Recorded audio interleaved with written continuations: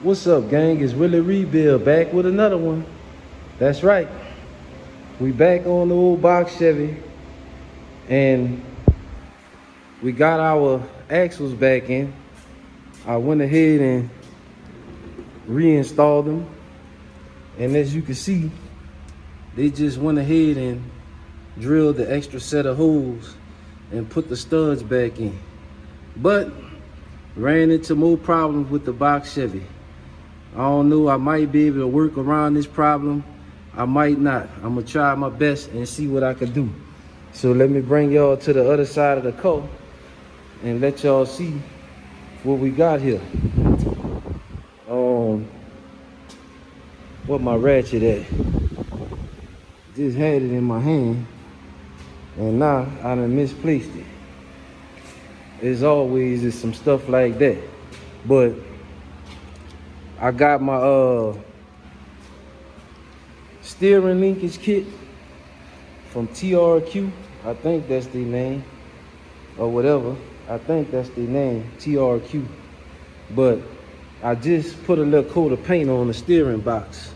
So while we waiting on that to dry, we gonna talk about this situation we got with these rear brakes. That's my ratchet right here on the wall. So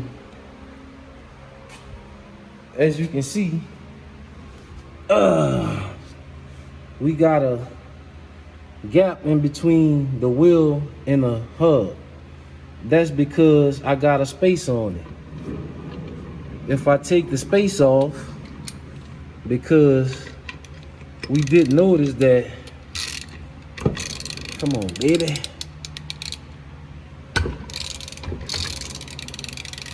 There we go.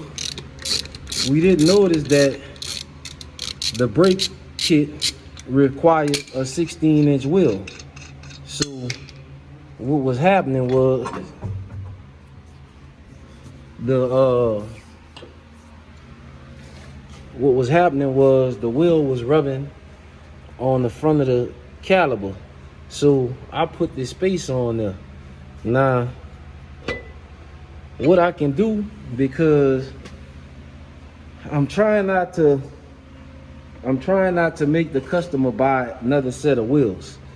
But sometimes you gotta do what you gotta do. You can't save the customer money.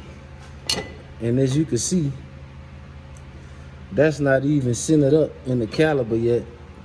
So, because I haven't put the spacers right there by the brake pads in. So once I center all that up, I might not be able to get around the problem. And it don't really make sense to keep trying to switch out brake kits, because a lot of those kits for this car, they don't guarantee that you can run a 15-inch wheel. So what we might have to do is just get a set of 16s and put on the car, and get around a situation like that. Because the other set of brakes I was looking at, because we trying to just put a budget set of brakes on the car, gang. We not really, he not trying to go expensive right now with the brakes. And that's the thing, man. When you building a car, you can always go back in one weekend and change your brake system up. You know, spend your money in the spots that really matter. These brakes, they'll work. You don't really need to spend a lot of money on unnecessary stuff that you can go back and upgrade later down the line. The main thing is to get your car up, running and driving, and then you can go back and, you know, make modifications as need be. But that's the situation with the brakes. I'm gonna still show y'all how to install a brake kit, because it don't come with instructions and it's a pain in the ass. So I'm gonna show y'all how to do that. I'm gonna give y'all a little update too, because a lot of y'all, a lot of people, they be want to watch Willie Rebuild, but then in the midst of everything, they go to thinking, oh man, let me see how this gonna happen. This might be taking longer than you expect. Let me show y'all something. This the box Chevy. That's the 4L80 right there. fresh rebuild on it. That's for the box Chevy. Now, the customer don't have a torque converter. So I don't have the engine yet, but I got everything to assemble the engine. The engine should be ready in the next couple of days. But we don't have a torque converter. We don't have a wire harness. We don't have motor mounts. We don't have nothing for me to drop this engine in and start doing what I need to do. When you bring me the car and bring me the parts, as soon as I get the parts, I'm installing the parts. I got those axles in yesterday at like 3 o'clock. I pulled up to the house, seen the axles, grabbed the axles in the steering linkage kit and start putting this shit on the car. It's not me. I gotta get the parts. If I got the parts, I could knock this shit out quick. So, same thing with the dump. I got the car wired up. I started installing the bracket. I had a problem with this bracket. As you can see, it's hitting the inner fender. Now, some people would have took that and cut it.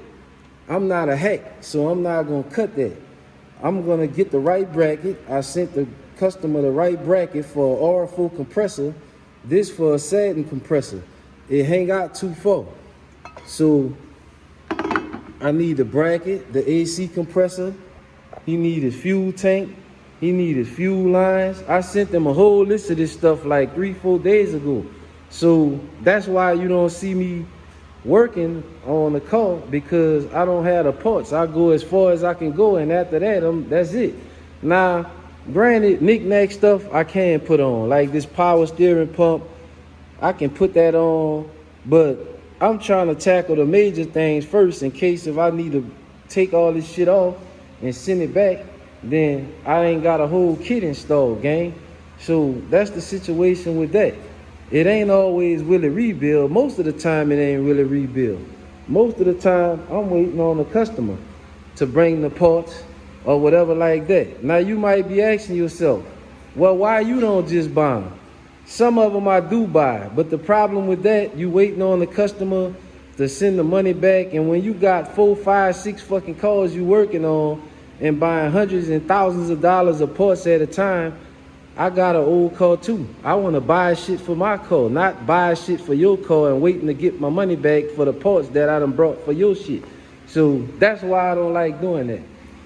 I tell them what I need, get the parts, and that's the wrap with that. See, I'm not like a lot of shops. They charging you an upcharge on those parts that he buying for you. You see? But Willie Rebuild give you the square deal and make sure, try to help you out and make your dream come alive and save your money at the same time. But maybe I need to start doing that shit. Upcharge on parts, charging by the hour, and rip your ass off. That's what I think a lot of people like. So, because they go spend a lot of money with some of these shops and get ripped off, and then they'll go back again. They like it long, hard, and deep, if you know what I'm saying. So, that's what we got, gang. Enough talking. Let me start getting some of this stuff assembled, and I'll show y'all how to put them back brakes on, and I'll get back with y'all in a minute. Alright, gang, so we back. So what I went ahead and did while I was talking to old 81 Chevy gang is I went ahead and installed the QA1 sway bar. I went ahead and installed the steering linkage, and the inner and outer control on. So now what I'm gonna do is I'm gonna go to Summit and get the little coupling so I can attach the inner and outer tie rod to make for easy alignment. So basically the front is done. Nothing is really tight, everything just like hand tight. I'm gonna have to go and get the pins because like I told y'all in the beginning, one side of the brakes ain't have none of the pins in it. So I only have 2 pins to hold 1 caliper. So I'm gonna have to go get some pins for the caliper, some screws for the backing plates, because I do have the backing plates, I also changed out the rotor to the correct bolt pattern. So now we're gonna take a walk back here in the back and I can show y'all what's going on with this kit. Let me get the tripod because I'm gonna set y'all up on the tripod.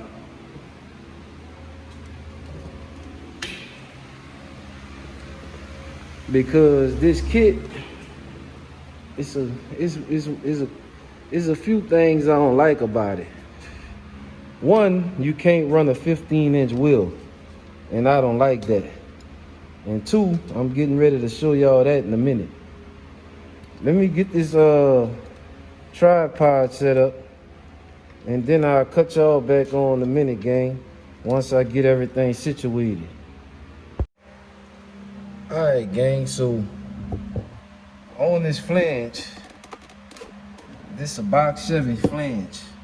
So on this flange right here, on the G body, you have this extra piece on the top of it for the flange. Now this kit specifically say that it's for, it fit a box Chevy, but it also say that it fit a 7.5. So this is a 7.5 for a box Chevy, but it's a little bit different from like your G body 7.5. And I'm getting ready to show y'all what I'm talking about here. So got the tripod set up. Let me see if y'all at a good view right now. See how it look, if y'all can see what's going on here, gang. Oh, let me get everything situated here, gang, so I can show y'all exactly what I'm talking about here. And I can't really see too good, so I think y'all in a, let me see, let me tilt that back a little more.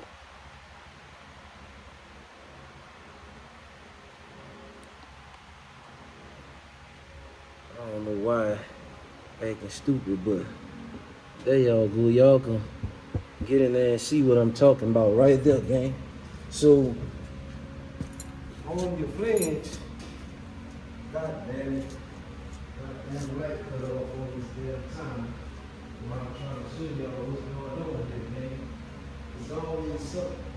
See, that's why I be jumping ahead, because the recording really slow me down when I'm trying to do this here and show y'all what's going on at the same time, gang. So right here, this is your bracket. You're gonna use this bolt and this bolt hole on your bracket, gang. You're gonna put, let me get the bolts.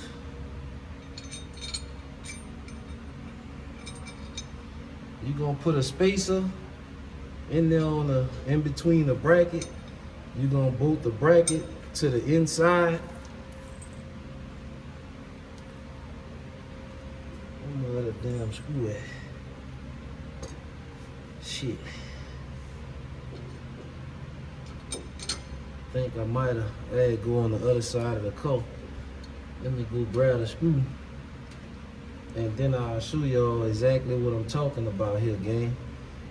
Cause I don't really like this kit for this reason.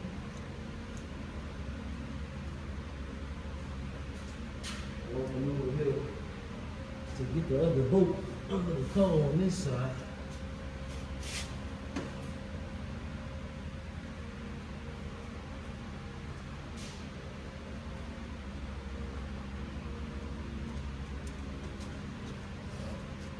Here go the other bolt right here, gang. So you got your other spacer gonna go in between the flange and the bracket. And they did have instructions. I didn't see them, they was in the other box, but they did have instructions with it.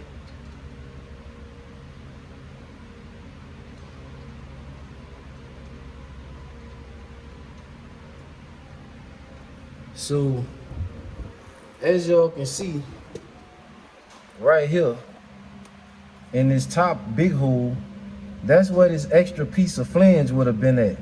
Like on your G bodies, when we do our blazer brake upgrade, we cut that flange off.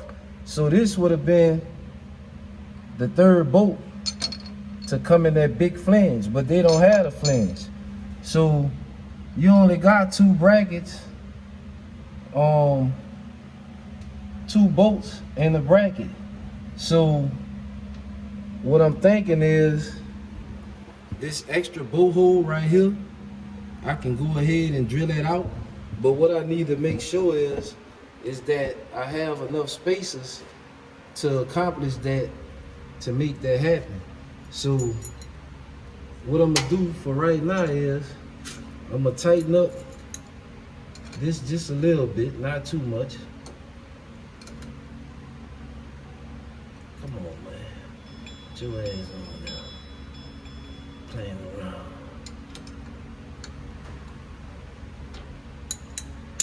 Damn, ratchet wrench acting up. There we go.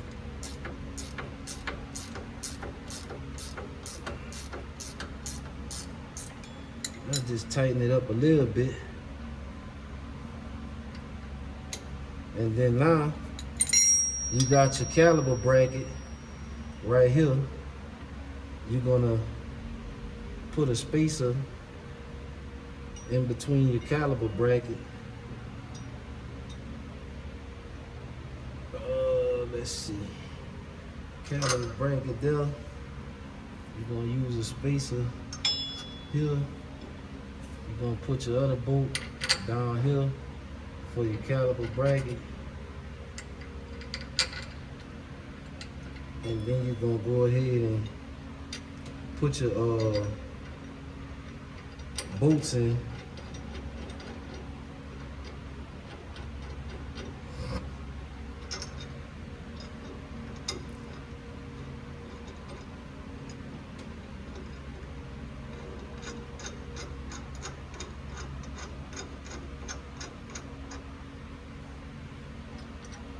Go ahead and put your bolts in. And then you can go ahead at this point and put your rotor on.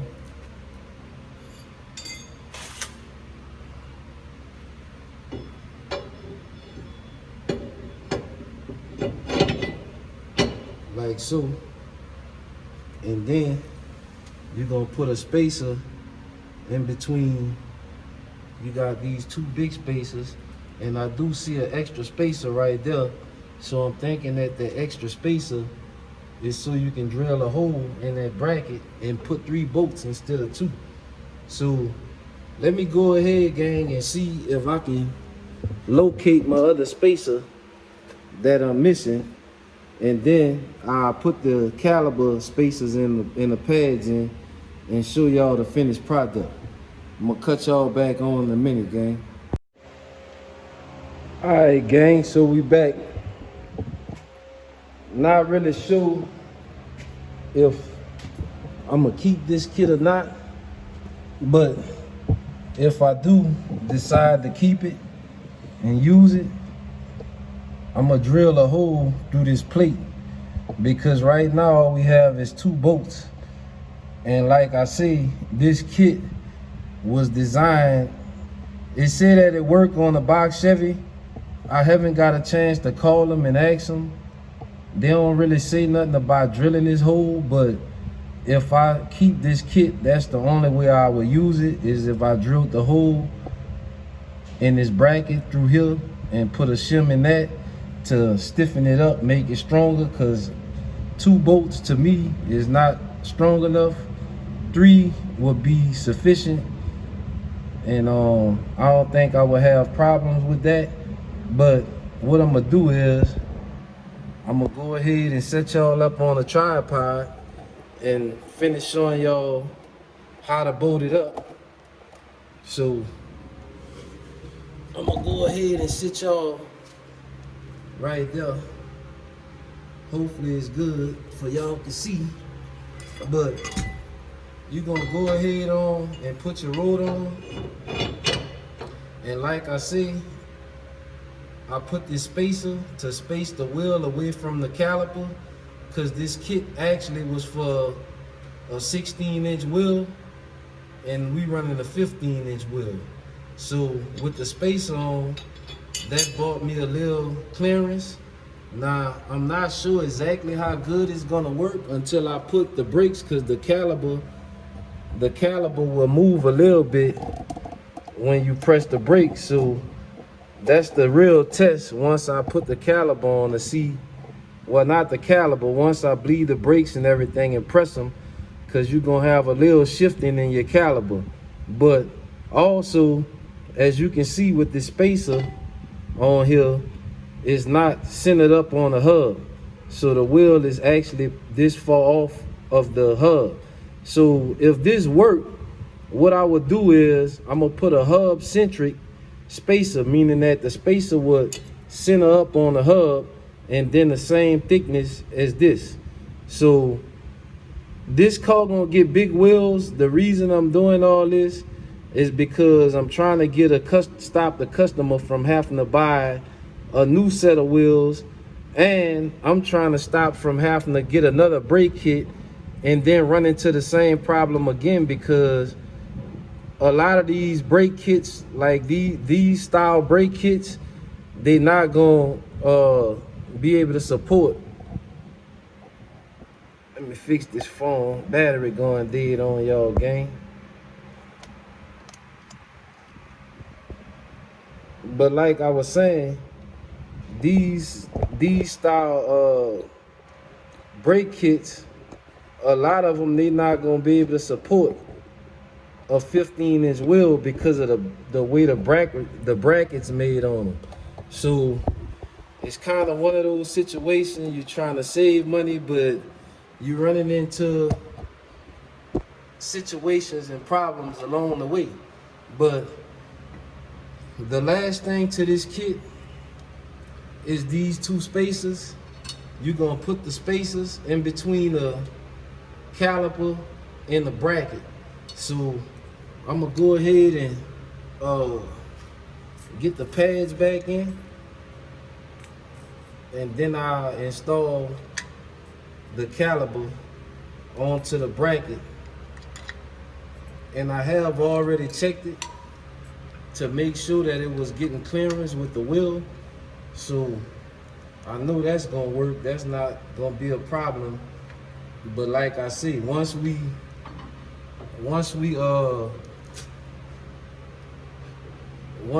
bleed the brakes and stuff, then we can find out the real test, you know, if it's actually gonna work. So you're gonna put this spacer in between the caliper and the bracket, like so. And I'm gonna use my boat to catch the spacer from dropping all the way down.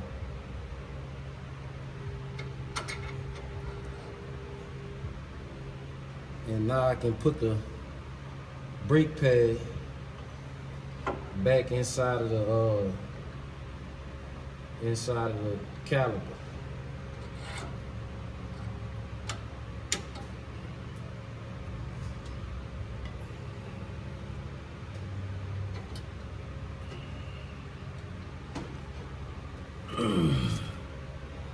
Got that one in.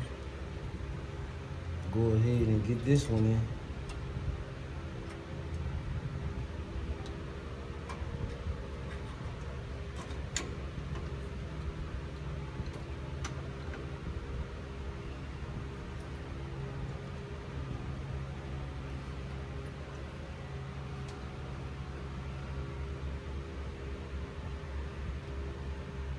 And I also went ahead and put a new line on it.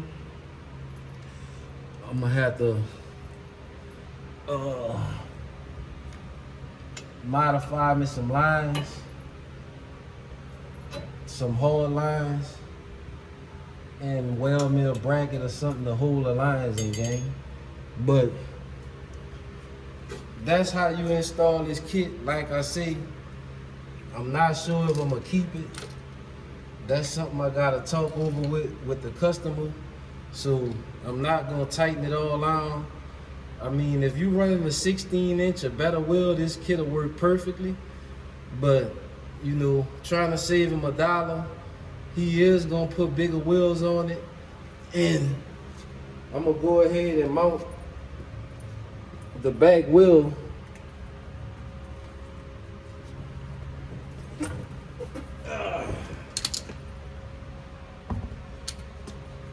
go ahead and mount the back wheel on so y'all can see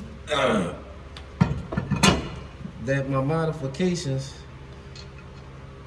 with the spacer, and also I flattened a couple of little spots out on the inside of the wheel around the hub to make sure that it don't touch the caliper.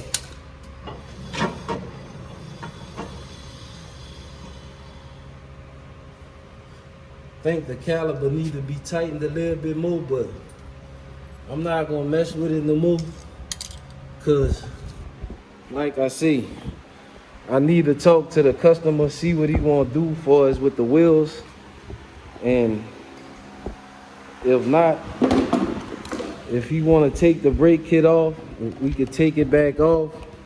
If he want to try another one, we could try another one. If the second one don't work, then the next one I'm gonna charge him for it. I'll play with you one time, but I ain't gonna keep playing around with it.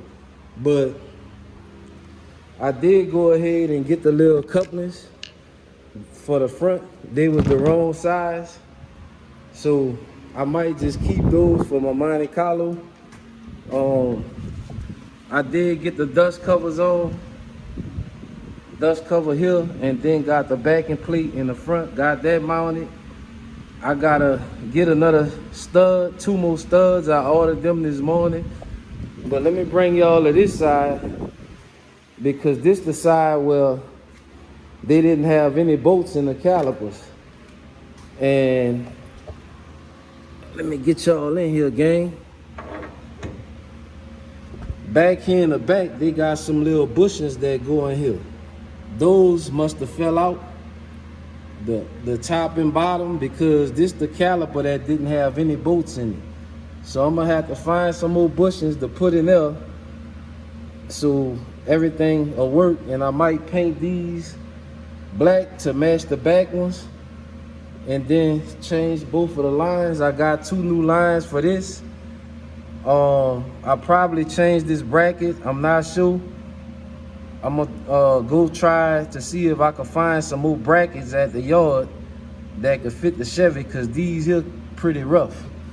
But other than that, the old box Chevy's starting to take shape. It's putting up a little fight, but they always do. They always put up a little fight. It's just something that go along when you're working on cars and building cars. It's not gonna always go smooth. You just gotta stay consistent and get the job done. As for the don't, customer sent some parts in for it. He sent in a radiator and condenser, not the condenser, the radiator and fans.